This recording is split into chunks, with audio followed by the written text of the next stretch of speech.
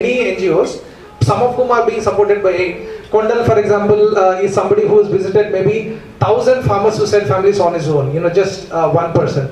Bhanuja is a state convener of Right Swaraj Vedika. She is a very brave person who is working very hard circumstances.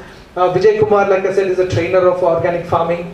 Then there's Naveen, who was a software engineer who was working in Maryland, who returned back to India. He's actually doing a run there, to help raise funds for farmers. And he is one of the really core fulcrum, of our work in Hyderabad. Then there is Dinesh, there is Ravi Kanaganti. So many of these people, basically getting the right people to work on these issues who are themselves very committed. I mean, they're not doing it because they're getting some kind of a fellowship from aid or something, but they are doing it nevertheless. And if we support such people, then our work can expand much more. So that is what is the request that I would have to aid as well as aid supporters, that we need to expand this. Basically, whatever work we are doing and whatever work I talked about is still maybe only tackling 5% of the problem, So unless we expand this network, unless we have one coordinator in every district, who is ready to do this work, we are not going to make a significant change. So that is my request to aid to actually help in expanding this thing. And as supporters, you must also be wondering about, how our support makes a difference. So I just wanted to point out a couple of things, to help farmers shift to sustainable agriculture. That is some of the projects that we are doing. About $100 a month would help 10 farmers shift to sustainable agriculture, through the programs that we are organizing. Or $50 a month would help 3 children of farmer suicide families to go to school. And like I was talking about the human resources, see, essentially to support one district coordinator, of our work, it would take about $2,500, which will help them get about 1,000 rupees per month as an honorarium, and also some travel and other support. So this is the way that I think that we can make a difference. So I just wanted to leave you with the thought that let us really give a message to the farmers and to the food producers, to our annadatas, that we care, and I hope we can all stretch ourselves beyond, little beyond our comfort level, to go the extra mile to help the farmers. Thank you.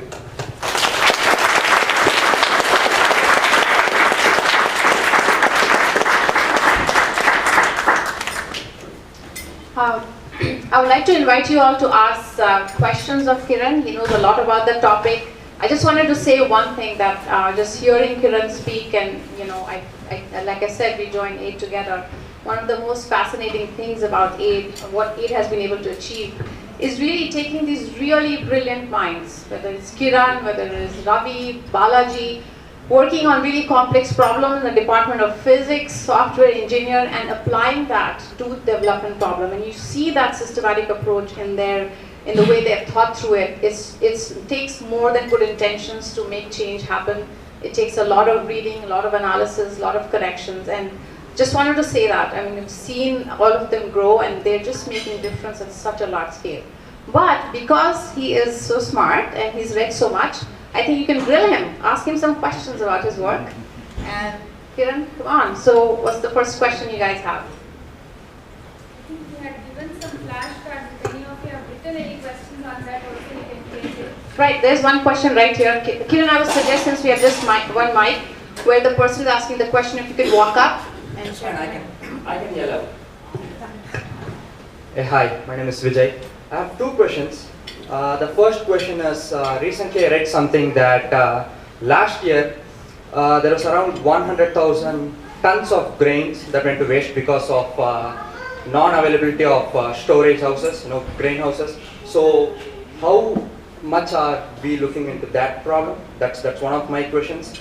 And the second question is, you know more than anyone else that conducting any sort of protests or any sort of rallies is much more dangerous in India than in the US, because it's really difficult to stand your rights, to know your rights, and declare that this is my right. So in terms of that, how are you handling that?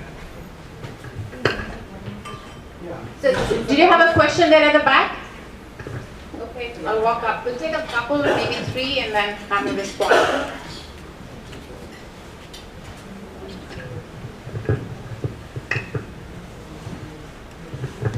My name is Chuck Woolery. I'm new to this organization. I just invited you here tonight, and I'm shocked at the 150,000 in 10 years, 15,000 a year. I'm just shocked by the number.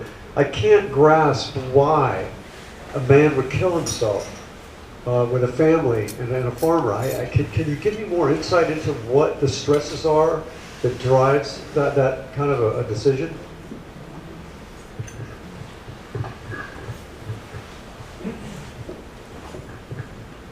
Kiran, I think you should go ahead and answer. So about what you asked, I think in the two stories we try to encapsulate, some of the circumstances, that they're going into deep debt. But if you just look at the numbers, right? This one of the ladies who spoke there, her husband had a debt of just 1,85,000 rupees, which is just about $3,000. But the thing is, the circumstances of farmers are such that even $3,000 debt, they're feeling so overwhelmed with it that they feel that even if you work hard for the next 2-3 years, you will still be not able to repay it and so on. So basically, underlying that is the economic situation. That farmers are not getting good prices for their produce. They have to borrow money from money lenders who often charge about 36% annual interest rate. They don't get support from the banks and so on. They don't have a good crop insurance. When there is a natural disaster, they don't get any kind of compensation for the crop loss. So there are many such problems which are actually pushing the farmers into this kind of a distress situation. Maybe that gives us some insight into what is happening. But essentially, what we are trying to do is at two levels. One is that as a society, we should send a message that we care to the farmers, so that they don't feel that we are kind of the least. If you talk to a farmer, right? Earlier, about 50 years ago, maybe farmers used to be very proud. Now, whenever you ask a farmer, what are you doing? He or she will only say, I'm only a farmer. So the kind of self-esteem that we give to the farmers, by showing that they are actually doing a very important profession and we all care about that, I think that is very important. And then changing the government policies so that they are more in favor of the government, of the farmers. To the questions that you had asked, basically I think that is one of the problems, that the storage is not good, and even when the government makes a decision that they are going to increase the storage capacity, that doesn't get implemented. So those are the kind of things that we need to push the government on. And as far as the protest and all that is concerned, see, essentially the government has a choice, of how they react or how they respond. Farmers constitute about 55% of India's population. About 55% of India's population are still dependent on agriculture, in different ways. India being a democracy, you would think that there is sufficient, reason for the political parties to actually care about what farmers are doing, how farmers are doing. So when we organize protests, or protests are not the only way we build pressure. We organize roundtables, we bring the political leaders there, we do the media articles and everything, But it is about how the government responds. There are some times when the government does respond by arresting or doing a lathi charge and so on. When you actually create a support through other means also from the society, then the government cannot be very brazen, in its action. So we are kind of trying to walk a fine line. Yeah. How much time you have? Maybe another 5 minutes. Yeah, I just 5 more minutes, so maybe we'll take these two and then one more question. Okay, in your Sangharsh effort in general, how do government officials behave? Are the majority of officials really interested in helping the poor, or they are more selfish and so on? It varies quite a lot. Like we saw a good collector, helping us really. And I just wanted to share with you also that the person who was the collector of Vikarabad district, Divya, she also used to be an aid volunteer. She was an aid volunteer in Chennai with Aid India, where Gomti and Damu are here now with us. She used to volunteer there, and while she was preparing for her IAS exam, and then when she became a collector, she was actually such a good support on farmers' issues. So it varies. But it often depends on the political will of the government also. If the government feels that we don't want to take any disagreement from people, then they instruct the officials to take more strong and position and not changing kind of a thing. or take police action. But if the government feels that let's not get this to boil over, right? Then the government officials also respond in terms of doing something. But basically apathy, more than more than intimidation or more than threatening the activists, the more serious problem is apathy. A lot of officials basically don't care enough, to do the things properly. When the this is the next question. When the farmer's crop is destroyed, is there any compensation presently? If not, can you elaborate on what is being done to get some compensation? Right now, there is a system that if a natural disaster happens, then the compensation should be paid to the farmers. But often what happens is that, the farmers' names are not enumerated, the funds are not released. The drought in Telangana which happened in 2 years ago, those funds have not yet reached the farmers. We are still pushing and fighting with the government about that. So that's the kind of situation, unfortunately, that the farmers are facing. Yeah, I'll make it the last question. There we go.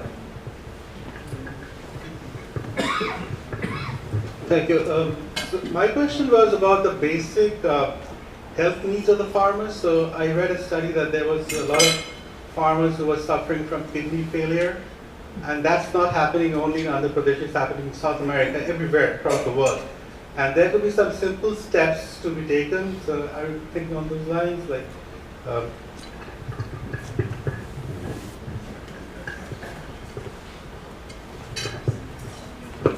So there are two things to that.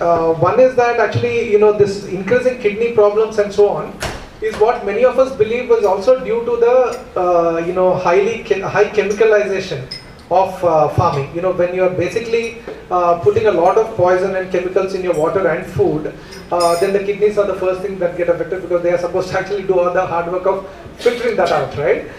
So that is something that we are seeing, especially in areas where there is a heavy use of chemicals, there is heavy irrigation and intensive cropping. So that is definitely, I think, one cause. But as far as the health issues generally, one of the key reasons for farmer suicides is also health expenses.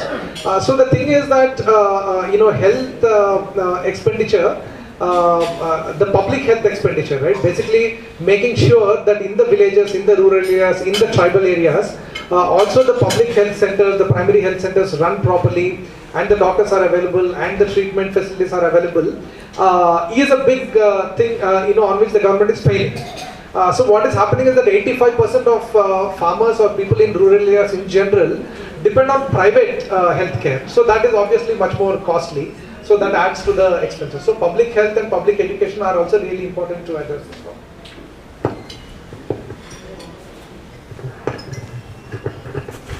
Thanks a lot, Kiran. I guess you